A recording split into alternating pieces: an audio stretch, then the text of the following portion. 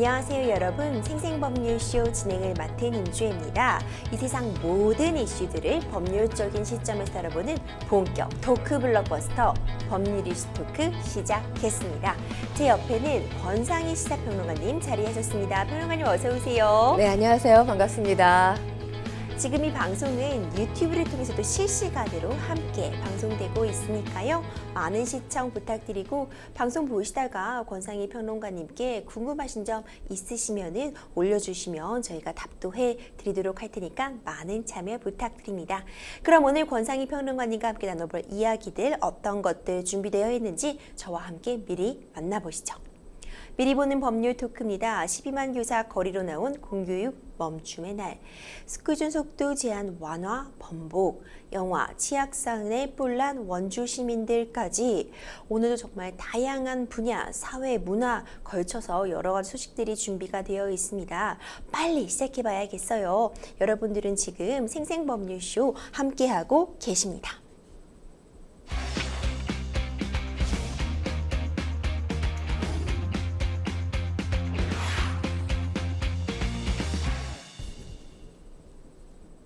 첫 번째 법률 이슈 토크 바로 시작합니다. 첫 번째 주제는 바로 12만 교사 거리로 나온 공교육 멈춤의 날이었습니다. 역사상 유례 없는 공교육 멈춤의 날이었습니다. 전국 곳곳에서 추모제와 집회가 열렸는데요. 많은 선생님분들이 이제 병가 또는 연가를 내시고 집회에 참석했습니다. 평론가님, 일단 저는 이 공교육 멈춤의 날이라는 표현 대신은 공교육 계속을 위한 잠깐의 멈춤이었다 이렇게 생각을 해요. 네. 그렇습니다. 하지만 어쨌든 굉장히 큰 일이었습니다. 아이들 뭐 학습권 보장 문제서부터 해서 뭐 처벌을 하겠네 마네 이런 얘기들이 사전에 있었었잖아요. 그렇죠. 또 엄청난 일이긴 했습니다. 어떻게 보고 계셨어요? 일단 어저께가 이제 공교육 멈춤의 날, 이 날이 정해진 데는 계기가 있었죠. 그렇죠. 바로 세상을 떠난 서울 서희초등학교 교사 49제였던 날이었습니다. 그러니까 이 교사에 대한 추모의 의미가 가장 많이 담겼다라고 볼 수 있는 건데요. 전국에서 이 검은 옷을 입은 교사들이 이 전국 각각 이 집회가 열렸죠. 추모 집회가 열렸습니다. 현직 교사뿐만 아니라 이 추모의 뜻을 같이 하고 있는 학부모, 학생들 그리고 교대생들까지 무려 모인 인원이 전국적으로 12만 명에 해당한다라는 보도가 나왔습니다. 네. 인파가 이렇게 많아진 것, 그러니까 고인을 기리고 추락한 교권을 바로 세우기 위해서 한마음 한뜻으로 목소리를 냈다라고 볼 수 있는 건데요. 이 국회의사당 같은 경우는 추모 인원이 5만 명이 모였습니다. 그러니까 애초에 이 예상했던 인원이 2만 명이었거든요. 그러니까 2배 이상을 훨씬 넘은 인원이 모였던 겁니다. 부산, 대구, 광주, 울산, 뭐 창원, 또 제주 이렇게 전국 각지에서 교사들이 모였고요. 그리고 장래 교사가 될 대학생들도 집회에 동참을 한 겁니다. 네. 전국교육대학생연합, 전국 각지 캠퍼스에서 오후 7시에 동시에 촛불 집회를 열었습니다. 또 사망한 교사가 생전에 근무했던 서울 서희초등학교에는 추모객들의 발길이 어제 하루 종일 이어졌습니다. 그렇군요. 정말 집회가 열리기까지 우여곡절도 많았습니다. 일단 모든 교육청이든 선생님이든 학생이든 학부모든 이 추모 열기에 동참하고 교권을 바로 세워야 된다는데 이견을 갖는 분은 없을 것 같아요. 그렇죠. 하지만 이 과정이 또 순탄하지만은 않았거든요. 한 차례 무산됐다가 다시 개최를 준비하기도 했는데 사실 강경한 입장을 교육부에서는 보였습니다. 이 교육부 쪽에서는 이제 추모 집회 당일인 어제 오전까지만 해도 좀 선생님들에게 아이들의 학습권을 생각해달라, 좀 참여 자제를 요청하면서 강경 대응을 예고했었죠. 네, 그렇습니다. 그러니까 이 공교육 멈춤의 날에 동참한 이 집단 연가 또 병가를 사용하는 교원, 이를 승인한 교장에 대해서 최대 파면, 해임까지 가능하다. 징계 방침에 대해서 원칙에서 이제 원칙이 변하지 않는다, 이렇게 기존 원칙을 고수하겠다라는 입장을 분명히 했습니다. 그런데 사실 지난 2일에 이 국회 앞에 교원 집회 7차례 집회가 있었는데 이 집회 중에 가장 많은 인원, 이 주최 측에서 추산한 겁니다. 20만 명이 모였어요. 그래서 기존 이 강경 대응 입장을 선회하는 게 아니냐 이런 관측이 나오기도 했었지만 어제 공교육 멈춤의 날 그러니까 저녁까지 보도된 바에 따르면 기존 원칙에는 변함이 없다라는 것이 교육부의 한결된 입장이기도 했습니다. 그렇군요. 실제로 교육 현장은 어땠는지도 좀 궁금합니다. 혼란이 컸나요? 네, 그렇습니다. 이 뭐 굉장히 많았던 교사들의 어떤 연가 또 병가가 있으면서 사실 수업 방식을 바꾸는 학교들이 속출했는데요. 사실 이 숫자가 미리 파악이 됐더라면 학교도 방식을 미리 세웠을 텐데 이 숫자가 미리 파악이 되지 않았습니다. 그렇기 때문에 아이들이 등교하기 직전에야 관련해서 문자나 연락을 받았던 학부모들이 상당히 많았던 것으로 알려졌습니다. 뭐 경기 화성의 A초등학교 같은 경우는 교사들의 출근 상황이 파악됐던 오전 8시 30분 이후에 학부모들에게 단축 수업을 실시하기로 했다. 이런 문자가 보내지기도 했습니다. 그렇군요. 사실 저도 아이들 초등학교 다니지만 혼란스러움이 있었어요. 이게 학교를 보내는 게 맞느냐 안 보내는 것이 맞느냐. 사실 그런데 일부 학부형님들, 사실 대다수의 학부형님들 모두는 교권 회복에는 한 목소리를 내고 있었지만 이제 어떻게 동참하느냐를 놓고 이제 체험학습을 좀 자발적으로 내서 아이를 학교에 보내지 말자 이런 운동도 있었습니다. 또 한편으로는 그런데 이제 특히 저학년 같은 경우에는 보육 자체가 또 공백이 생기는 경우도 있어서 그렇죠. 학부모님들도 혼란이 있었는데 그래도 지지한 학부모들이 더 훨씬 많았겠죠. 사실 어제 집회 현장에도 지지한 학부모들이 직접 참여하기도 했었습니다. 그렇기 때문에 이게 무조건 또 학부모가 잘못해서 교사들이 극단적인 선택에 이르렀다. 그렇죠. 그런 사건들이 지금 계속되고 있다. 이렇게 볼 수만은 없는 일이기도 한 건데요.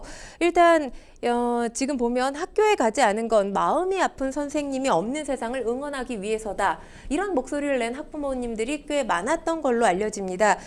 그래서 원래는 사실 재량 휴업일, 그러니까 임시 휴업일로 정하려고 했던 학교들이 몇백 개가 넘었는데 교육부의 강경 대응 방침이 일관되면서 참여 학교 수가 30여 곳으로 확 줄게 됐습니다. 네.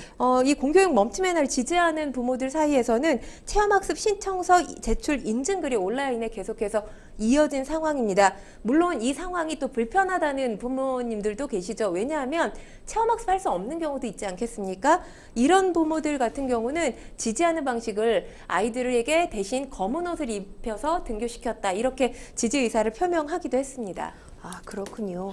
사실 교육부는 이 집회 전부터요, 수업을 진행하지 않고 지금 병가 연가를 쓴다라고 하더라도 지금 실제로 병가를 낼 상황이 아니기 때문에 이런 부분에 있어서 다 불법 파업이다.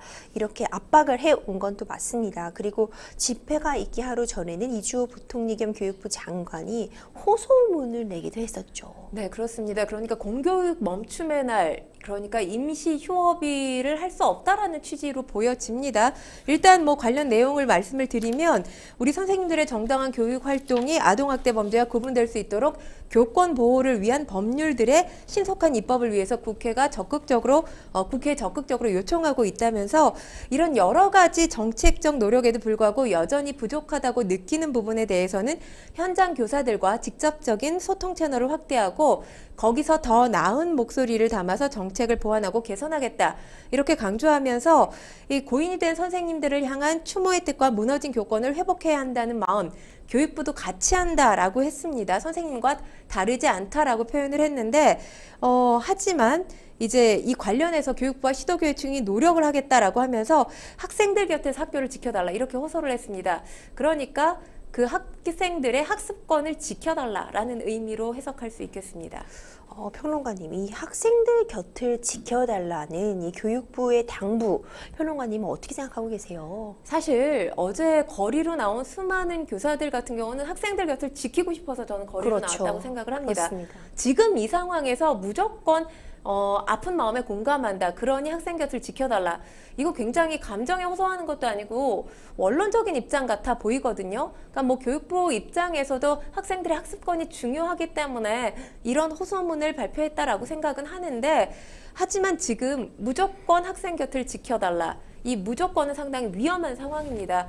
교사들 중에 지금 사실 이 학생들한테 폭행을 당해서 전치 3주 를 선고받은 한 교사가 얼마 전에 TV 인터뷰를 했던 적이 있죠. 그런데 그 인터뷰 내용을 보면 그 교사를 위해서 지금 1,800명 정도가 탄원서 작업을 했다고 합니다. 근데 이런 일이 과거라면 상상조차 할 수 없었던 일이에요. 네. 그런데 최근에는 자주 보도가 되고 있고 또 최근에 극단적인 선택을 한 선생님들 관련 기사도 자주 볼 수 있어요.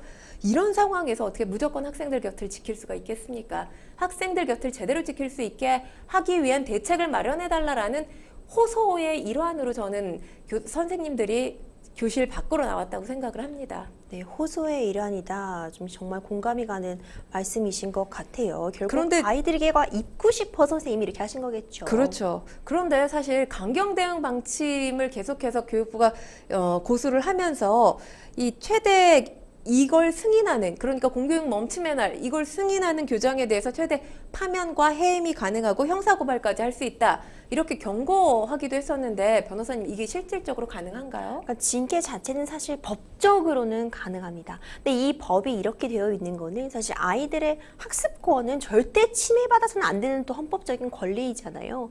그렇기 때문에 아이들의 어떤 학습에 공백이 생기거나 학교 자체가 운영이 되는 데 있어서 이렇게 공백이 생기면 안전 문제도 그렇고 여러 가지 아이들이 피해를 보는 상황을 예방하기 위해 만들어진 규정이지, 이런 상황에서 선생님들이 단체 행동을 하셨다고 처벌하기 위해서 만들어진 규정은 아니거든요. 그러니까 사실상 법적으로 처벌은 가능하지만 저는 교육부 쪽에서도 사실 정말로 처벌을 하기 위해서 처벌이 목적으로 해서 계속 지속적으로 이렇게 했다기보다는 학교에 좀 남아달라, 지켜달라, 아이들의 공백이 있어서는 안 된다, 이런 당부였다고 이제 믿고 싶은 상황인데 참 어려운 입장이죠. 그러면 지금 선생님들이 거의 병가나 연가를 그렇죠. 내고 거리로 나왔단 말이에요. 이것도 우리가 누릴 수 있는 권리다, 이렇게 주장을 했는데 이 부분 맞는 얘기죠?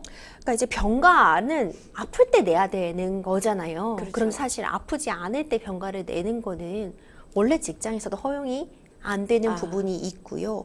그리고 이제 연가 부분과 관련해서도 특히 이제 학교라는 공간이 특수성이 있습니다. 미리 사전에 아무리 조율을 한다고 해도 아무 때나 낼 수는 있는 게 아니에요. 또 선생님과 학생이라는 특수한 관계를 고려해서.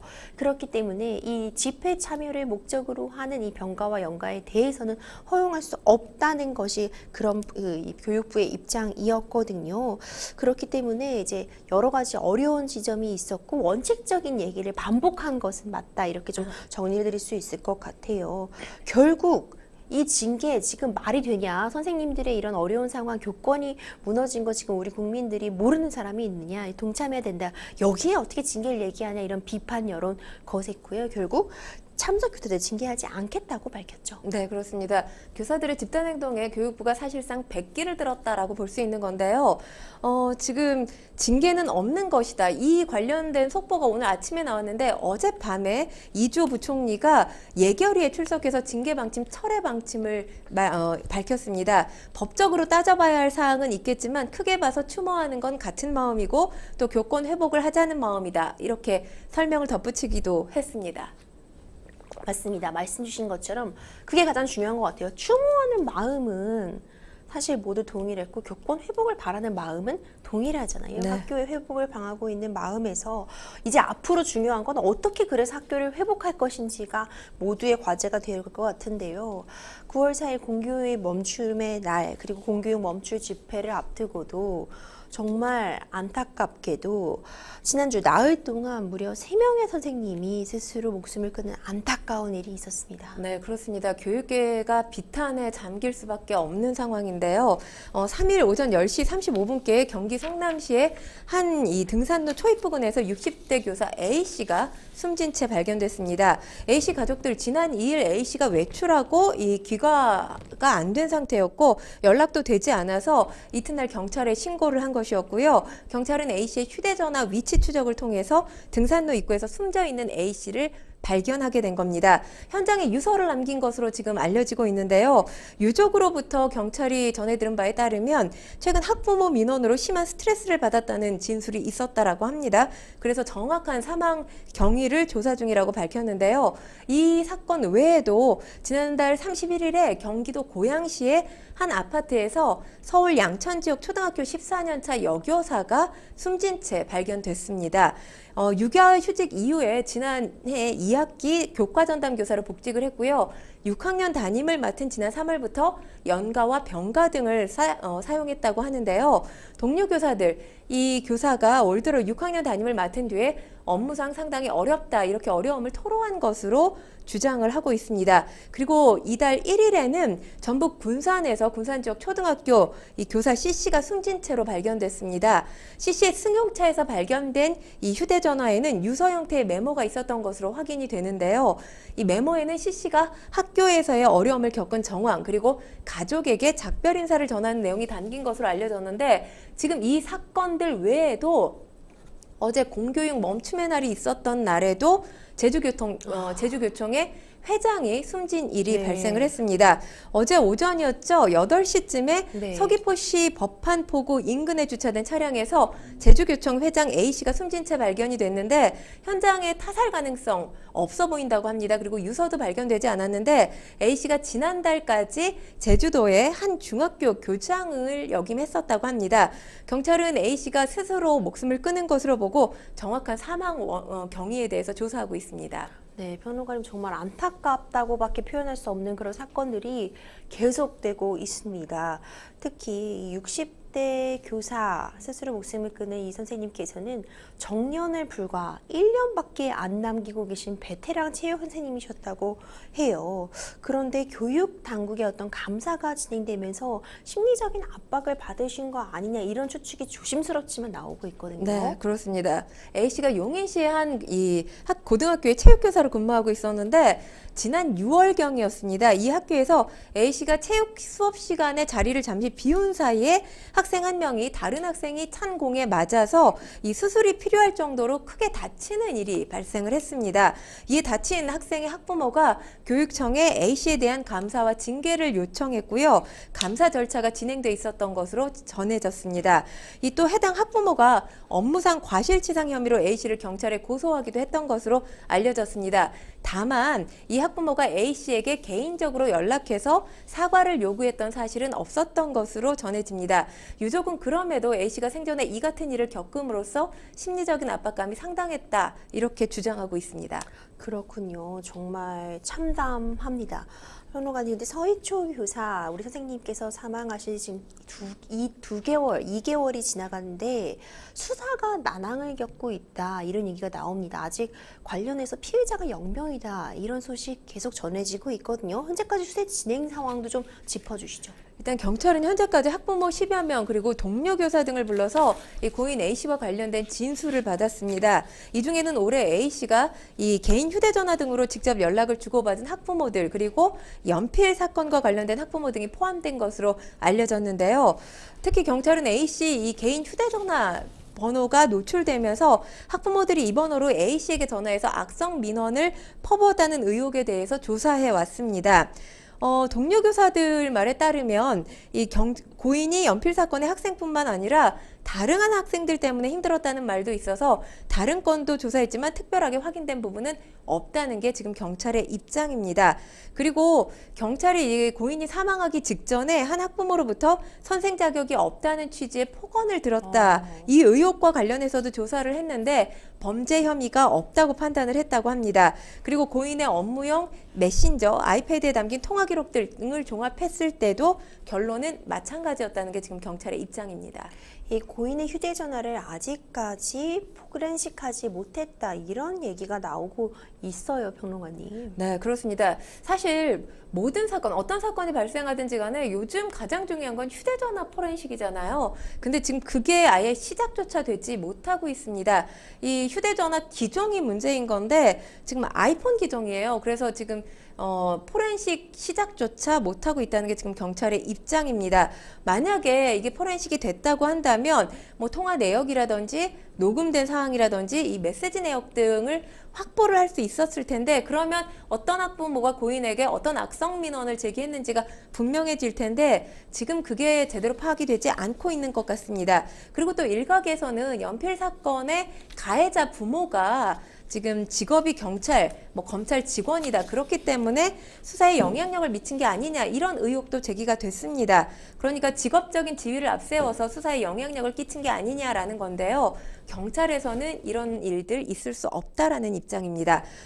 근데 지금 이렇게 휴대전화도 포렌식이 안 됐고, 그렇다 보면 뭐 가해 학부모라고 하더라도 이 뭔가 혐의가 입증될 가능성이 없어 보이는데 실질적으로 처벌받을 가능성도 줄어들겠죠? 그러니까 결국 가장 지금 적용해 볼 만한 죄목이 협박죄입니다. 그러니까 말로서든 어떤 형태로든 생명, 신체 위해를 가하게 느껴지는 그런 폭언이나 이런 언급이 있었다면 이제 협박죄로 의결이 될 수 있을 텐데, 이게 결국 말로써 일어나는 경우가 많기 때문에 앞서 평론가님께서 지적해 주신 것처럼 이 휴대전화에 만약 포렌식이 된다면 통화 내역 같은 게 녹음이 되어 있다면 가장 강력한 증거가 될 수 있거든요. 네.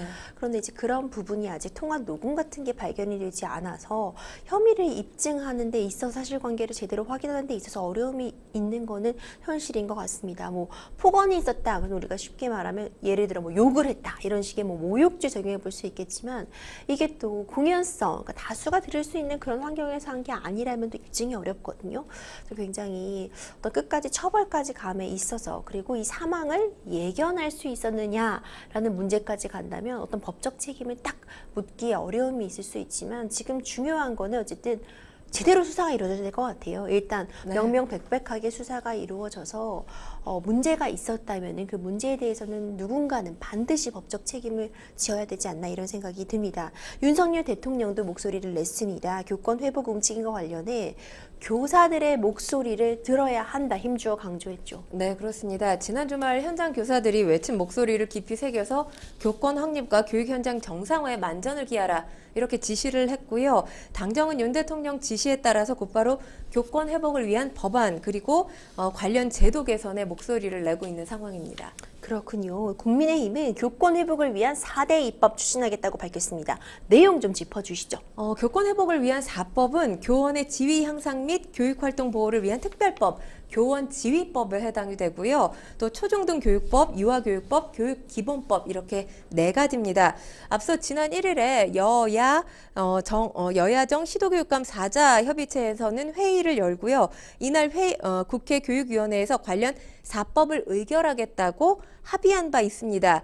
다만 이날 예정돼 있던 교육위 전체 회의, 이 민주당의 제동으로 한 차례 연기됐는데요. 민주당에서는 교권 회복 4법 관련 내부에서 관련해서 이견이 있었던 것으로 보입니다. 관련 법안 논의를 민주당이 요청하면 적극 참여해서 조속히 합의안을 마련하겠다는 게 국민의힘의 입장입니다. 사실 지난달 이주호 장관이 종합 방안 발표했습니다. 이런 사건이 일고 나서 여러 가지 대책들이 지금 쏟아져 나오고 있기는 해요.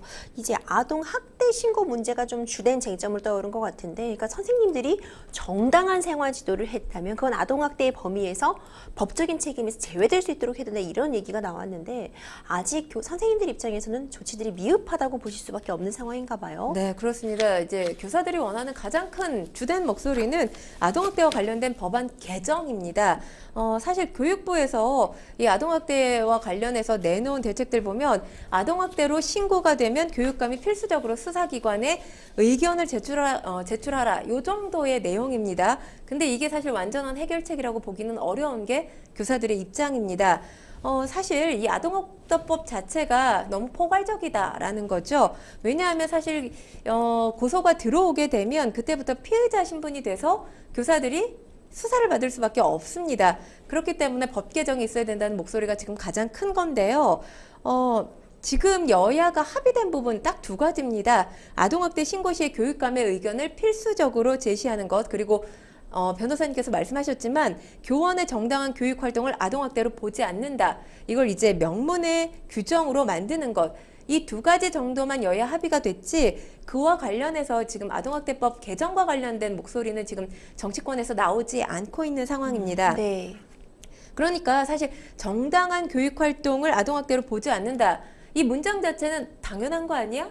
당연하지라고 생각을 하시겠지만 상징적인 의미가 있을 뿐이지 이게 그냥 당연하다고 단순하게 이야기할 수가 없습니다. 왜냐하면 정당한 교육활동을 어떻게 해석하느냐에 따라서 또 해석이 분분할 수가 있기 때문에 만약에 정당하다라고 교사가 생각하고 아이들을 가르쳤음에도 불구하고 고소가 오게 되면 당연히 이게 정당한지 아닌지 수사기관에서 판단할 수밖에 없잖아요. 그런 상황에서 재판이 또 진행이 될 수밖에 없기 때문에 이런 것이 명문화된다 하더라도 이게 교사들에게 실질적인 도움을 주지는 않는다는 게 또 현재 이 교사들에게서 나오고 있는 목소리 중에 하나입니다.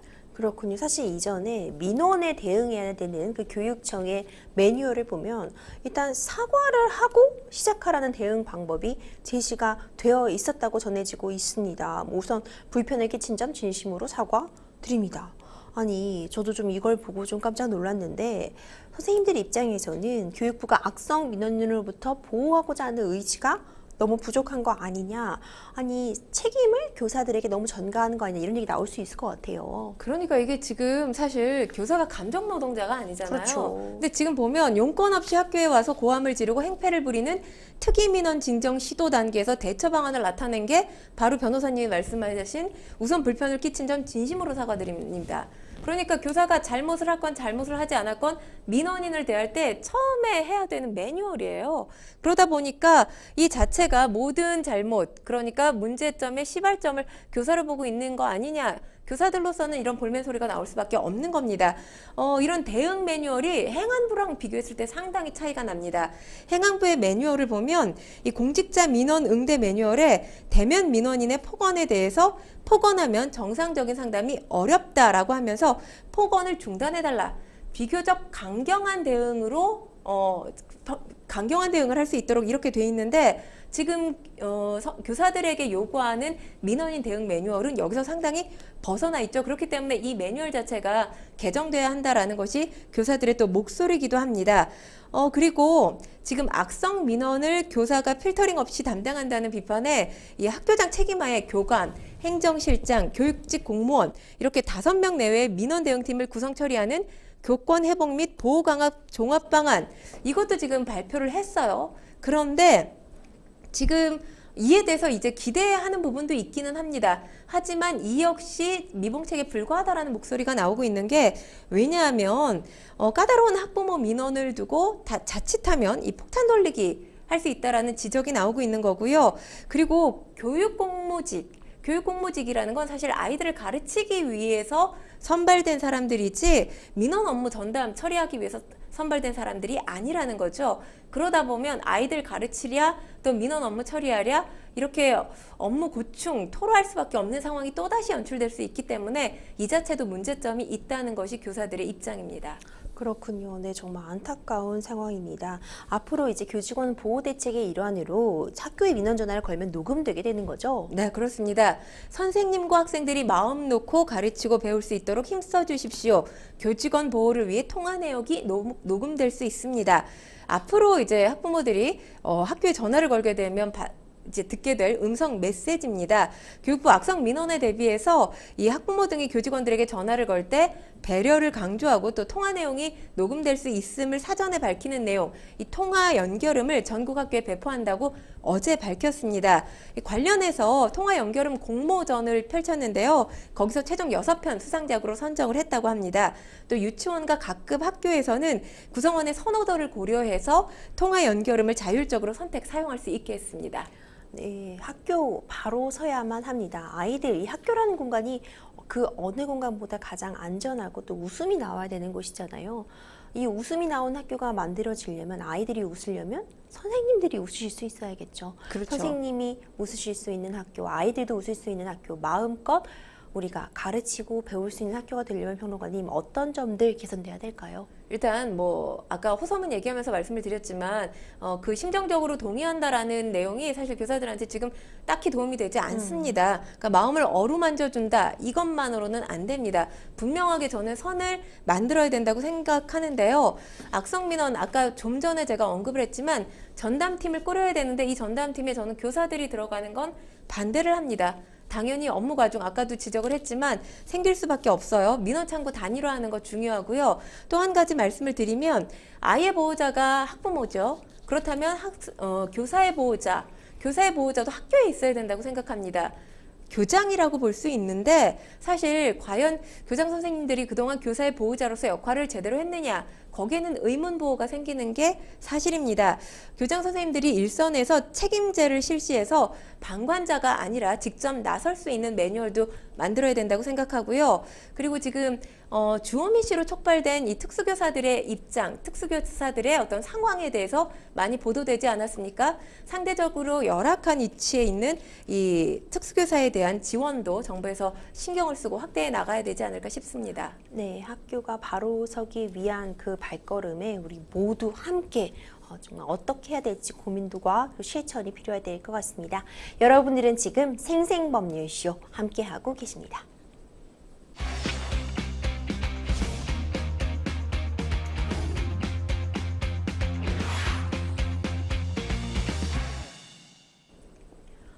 법률이슈 토크 두 번째 주제 바로 시작합니다. 두 번째 이슈는 스쿨존 속도 제한 완화 번복입니다. 경찰이 9월부터 밤 시간대에는 스쿨존에서 속도 제한을 본격적으로 완화하겠다고 밝혔다가 번복하는 일이 있었어요. 네, 그렇습니다. 스쿨존 제한 속도가 밤낮 구분 없이 지금 30km 이하예요. 그런데 이제 여기에 대해서 아이들이 사실 유치원이나 학교 이런 것들이 끝나게 되면 밤에는 잘 다니지 않는데 이 시간 좀 속도 완화시켜주는 게 좋지 않겠느냐, 속도 제한 좀 완화해달라 이런 목소리가 있었던 게 사실입니다. 스쿨존의 시간제 속도 제한, 그러니까 즉 심야 시간인 밤 9시부터 오전 그 다음날 7시까지 제한 속도를 시속 30km 이하에서 시속 50km로까지 조정한다는 내용이었는데 시행 시기가 9월 1일로 정해졌던 겁니다. 보도자료 배포 단 사흘 만이었는데 그러니까 모든 스쿨존엔 당연히 해당이 되겠거려니 이렇게 생각하셨을 거예요. 대다수 매체가 그와 유사하게 보도를 했습니다. 그런데 보도자료가 배포된 그 다음 날이었죠. 스쿨존 시간제 속도 제한 이미 시범 운영하고 있는 전국 8곳에서 실시하고 이후 지역 실정에 맞춰서 확대할 예정이다. 경찰청이 그 다음날 이렇게 밝힌 겁니다. 그러니까 시범 운영하던 곳, 이곳에서 정식 시행하는 거고 이후 확대해보겠다. 이렇게 하루 만에 내용이 바뀐 겁니다. 앞서 우리 평론가님께서 말씀해 주신 것처럼 시행일까지 발표하고 단 사흘밖에 없었어요. 근데 얼핏 봐도 그렇다면 표지판 등에도 안내가 있어야 될 거 아니에요. 그렇죠. 교체하기에도 현실적으로 굉장히 시간이 촉박했던 것 같은데 현실적으로 좀 어려움이 있었던 거 아닐까요? 그러니까 지금 사실 이 발표 내용 자체가 잘못된 거죠. 스쿨존 시간제 속도 제한 시범 운영 이미 하고 있었습니다. 서울, 광주, 대전, 경기 각각 한 곳이었고요. 그리고 인천 4곳에서 총 8곳에서 시범 운영이 되고 있었습니다. 이번에 새롭게 지정된 게 아니라 기존 구역이에요. 그러니까 바뀐 게 사실상 아무것도 없었던 겁니다. 이 시범 운영된 스쿨존의 통행 속도 7.8% 증가했고요. 제한 속도 준수율은 113%로 올랐습니다. 스쿨존 속도 제한과 관련해서 완화해달라. 이 제한과 관련된 시민들의 반응도 엇갈리고 있는데요.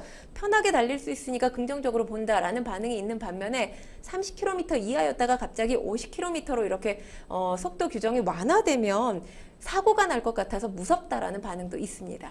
그렇군요. 결국엔 경찰이 잘못을 인정을 하고 사과를 했어요. 네, 그렇습니다.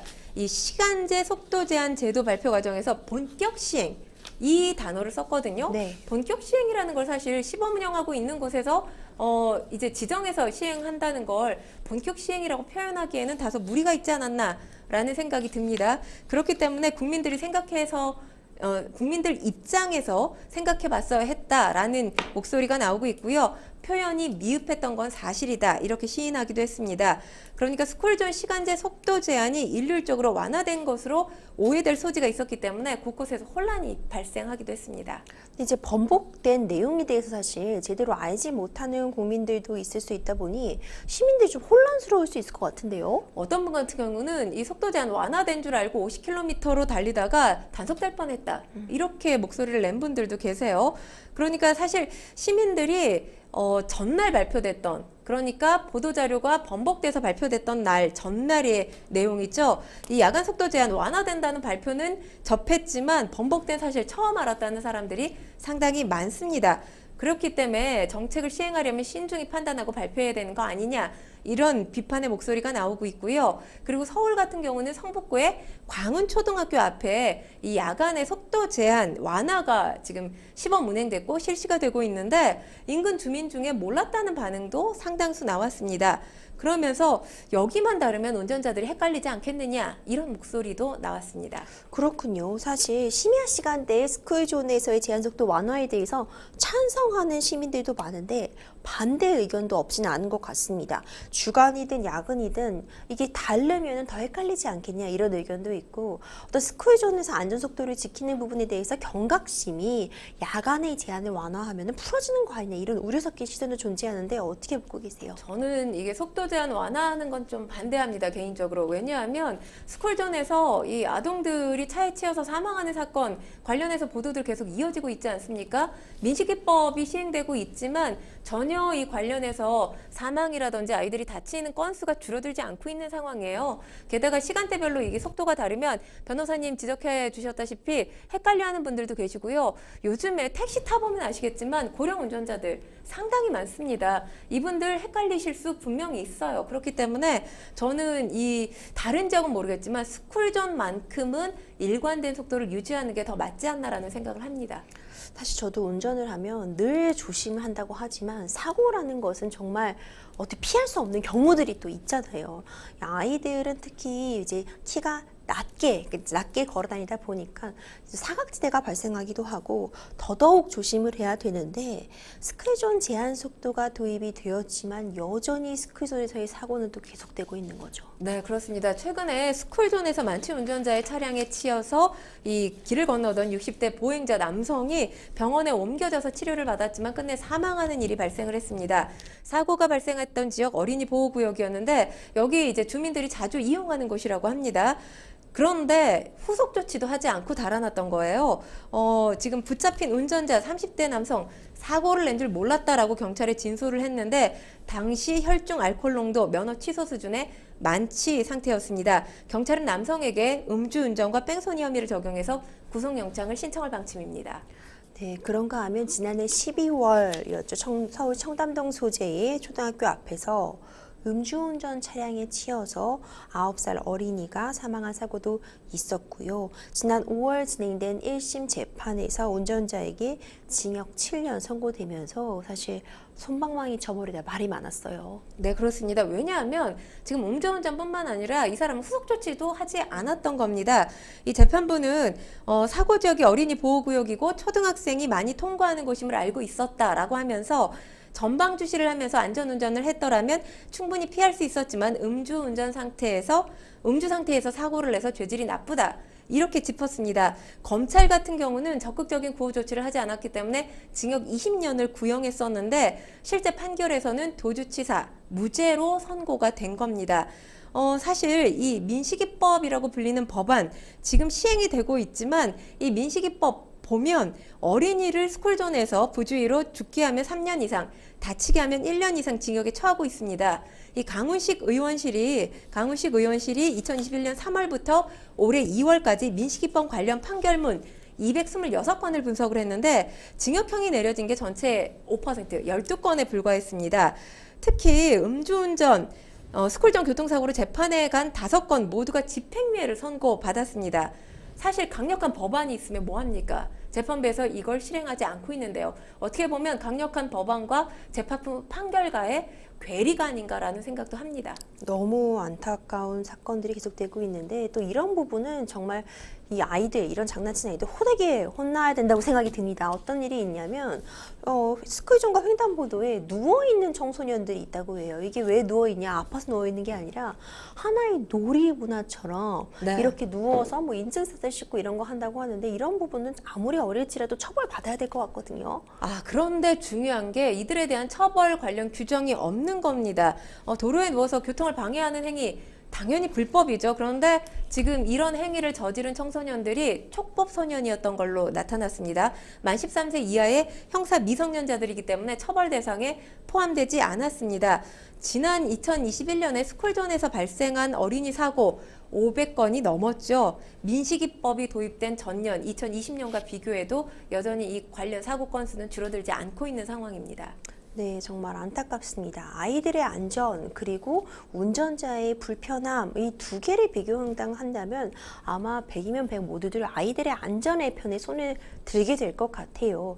다만 어떤 제도를 운영함에 있어서 이게 이런 안전을 구축하는 데 도움이 되지 않는다거나 아니면 지나치게 한쪽에 어떤 희생을 강요한다거나 한다면 물론 조정이 필요하겠지만요. 아이들의 안전 우리나라의 최우선 과제인데 평론가님 앞으로 어떻게 해야지 이 스쿨존 안전사고 좀 줄어들 수 있을까요? 사실 한 번 핸들을 잡기 시작하면 운전 습관이라는 게 습관 바뀌지 않는다고 하죠. 그래서 음주운전에서 처벌이 제대로 이루어지지 않기 때문에 음주운전한 사람들이 두 번, 세 번 계속 또 음주운전으로 걸리는 거 아니겠습니까? 그렇기 때문에 음주운전 습관이 만들어지기 전인, 그러니까 운전면허를 취득하기 전인 청소년 시기부터 교통안전과 관련된 교육이 이루어져야 되지 않나라는 생각이 듭니다. 그리고 교통예방 교육이라든지 또 위험에 대한 사전 인지 능력 키우는 것도 학교 차원에서 하나의 매뉴얼로 만들어서 청소년들에게 교육을 시켜야 할 필요가 있어 보입니다. 네, 아무쪼록 아이들의 안전, 그 무엇보다도 중요한 가치이기 때문에요. 안전의식 강화 역시 함께 이루어져야 될 것으로 보입니다. 여러분들은 지금 생생법률쇼 함께하고 계십니다.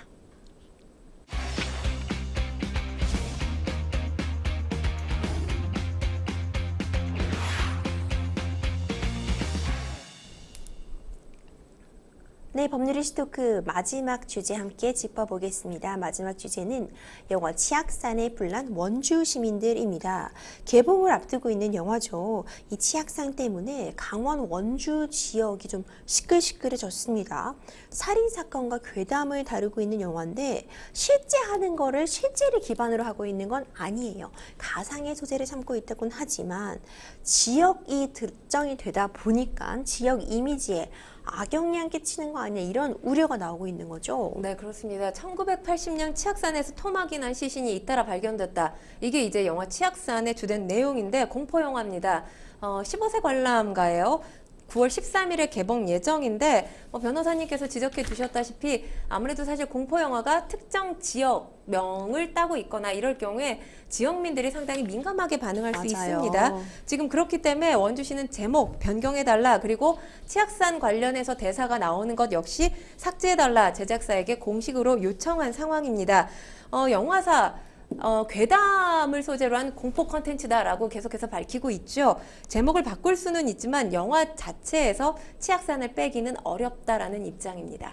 사실 영화사 측이 기자 시사회 강행을 하자 원주시 사회단체협회가 현장을 찾아서 기습 기자회견까지 벌이면서 맞서는 일까지 있었습니다. 네, 이 언론 시사회가 있었던 날에 이 원주시 사회단체협회가 36만 원주 시민을 무시하고 또 개봉을 강행하는 영화 제작사를 강력하게 규탄한다, 이렇게 목소리를 낸 겁니다. 잊지도 않은 치악산 토막살인 괴담을 영화 홍보에 이용해서 이 포털에 검색을 하면 치악산을 검색할 경우에 치악산 괴담, 치악산 토막살인이 나온다라는 거죠. 그리고 이 원주 시민을 대표하는 단체들이 영화 개봉 반대 성명서를 발표를 했는데 아무런 조치를 지금 영화사에서 취하지 않고 이 모든 걸 홍보와 돈벌이 수단으로만 삼고 있다, 이렇게 또 비판하기도 했습니다.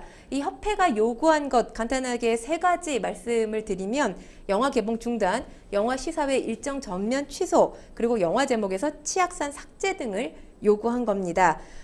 이날 치악산, 이 언론 시사회가 있던 날 치악산을 연출한 김선욱 감독이 영화를 기획할 때 일이 이렇게까지 될 줄 몰랐다라는 취지로 목소리를 냈습니다. 그러면서 공포 콘텐츠로 받아들여달라 이렇게 부탁을 하기도 했습니다. 그리고 아무래도 원주 시민과의 갈등이 지금 있는 상황이기 때문에 네. 치악산에 대해서 홍보하는 듯한 그런 멘트도 했습니다. 그러니까 공포 콘텐츠로 잘 자리 잡아서 명산 치악산과 상생할 수 있게 해달라라는 것이 감독의 그날 주된 인터뷰 내용이었습니다. 양측이 지금 첨예하게 대립을 하고 있다 보니까 결국 법정에서 시시비비가 가려지게 됐습니다. 네, 그렇습니다. 원주 치악산 구룡사와 지역 농협들이 지난 8월 31일이었습니다. 서울중앙지법에 영화 치악산 상영금지 가처분 신청을 냈습니다. 원주시 사회단체 협의회는 모든 영화 시사회 일정을 취소하고 개봉을 중단하라, 또 제목에 치악산이란 글자 절대 사용하지 말아달라 다시 한번 주장을 했습니다. 그러니까 지금 관련해서 뭐 원주시와 관련된 어떤 농축산물에도 부정적인 이미지가 끼쳐질지 모른다라는 거죠. 그렇게 되면 결국엔 지역민들이 경제적으로도 손해를 입을 수 네. 있다라는 게 지금 원주시의 입장이기도 합니다. 서울중앙지법 상영금지 가처분 신청 사건의 신문을 다음이죠. 8일 오전 10시에 진행하기로 했는데, 사실 이와 관련해서 이런 류의 이 상영금지 가처분 신청 뭐 여러 차례 있어 왔던 적이 있지만, 지금 뭐 특정 지명이 들어간다라고 해서 상영금지 가처분 신청이 허용됐던 적은 없었던 것으로 보입니다. 그래서 이게 법적으로 기각될 가능성이 커 보입니다. 그렇군요. 과거에 국내 실제 지역명을 영화 제목으로 내세운 작품들이 또 있어 왔습니다. 곡성도 그렇고 이제 곤지암 등이 생각이 나는데, 그때에도 이제 영화가 크게 흥행을 한다고 해도 이전까지 주민들과의 마찰 이런 부분이 있었었죠. 당연히 이제 지역민들은 상영을 철회해달라라고 보통 주장들을 합니다. 그런데 곤지암과 곡성의 사례 좀 말씀을 드리면, 곤지암 같은 경우는 영화 시작 끝에 허구임을 알려드린다 이런 메시지를 넣었어요. 그렇게 넣고 개봉을 했습니다. 그리고 이 영화가 이제 폐업된 이 곤지암 정신병원을 배경으로 했는데, 이때 광주시가 곤지암 일대에 막연한 심리적 불안감 그리고 공포감을 조성한다라면서 제목 변경을 요청했는데 이게 제작사에서 받아들이지는 않았습니다. 그리고 이 병원 실제 소유주가 건물 매각에 차질을 줄 수 있다는 이유 때문에 상영금지 가처분 신청을 냈는데 기각됐습니다, 법원이. 그리고 가장 좋은 선례라고 한다면 영화 곡성의 선례라고 볼 수 있는데, 2016년에 개봉해서 어마어마하게 흥행에 성공했죠. 680만 명 넘는 관객을 동원했는데, 가장 좋은 선례라고 제가 말씀을 드린 건 네. 일단 이 역시 허구다. 이 지역에서 발생한 일이 아니라 허구임을 밝힌다라는 내용의 문구를 넣습니다. 그래서 곡성군하고 의견 조율을 한 끝에 이제 상영이 된 거고요. 그리고 이 영화가 굉장히 흥행하면서 이 곡성이 관광객들의 발길이 지금 끊이지 않는 지역이 됐습니다. 그리고 또 한 가지 말씀을 드리면, 당시에 이 유군기 곡성 군수가 밝힌 내용이 다시금 또 회자가 되고 있는데, 영화와 우리 지역이 무관하다고 아무리 주장한들 사람들 머릿속 연상마저 막을 길은 없다. 우리의 낙천성을 믿고 역발상을 통해 우리 군의 대외적 인지도를 높이는 것이 우리 군으로서는 남는 장사다 라고 하면서, 행여 영화 곡성을 보고 공포가 주는 즐거움을 느낀 분이라면 우리 곡성에 오셔서 따뜻함이 주는 즐거움 한 자락이라도 담아갔으면 좋겠다. 이런 글로 화제를 모았습니다. 영문인데요. 네, 그렇죠. 왜냐하면 또 곡성이 영화 곡성 한자로 돼 있거든요. 근데 영화 곡성은 곡하는 소리라는 의미를 담고 있어요. 그래서 실제 지역명 곡성과 한자가 다릅니다. 네. 그런 뜻을 풀이해서 이것이 이제 역발상의 미덕이라고 볼 수 있는 건데, 역발상의 미덕이 그대로 실제로 통했다라고 볼 수 있는 거죠. 그런데 이제 곤지암과 지금 곡성 같은 경우는 그 이전보다 찾는 분들이 더 많아졌다라고 하는데, 역발상의 미덕도 있었지만 이건 뭐 영화가 갖는 힘이 컸기 때문에 그 이전보다 찾는 분들이 더 많아진 게 아닌가 싶습니다. 그렇습니다. 어쨌든 의도했든 의도하지 않았든 이 치악산도 대중의 관심을 가졌습니다. 뭔가 40년 전에 치악산에서 발견된 토막 살인 사건 때문에 뭔가 이뤄진다, 이런 부분이 벌써 홍보가 되어서 이거 너무 노이즈 마케팅 아니냐, 이런 부분도 좀 지적하시는 분들이 계시더라고요.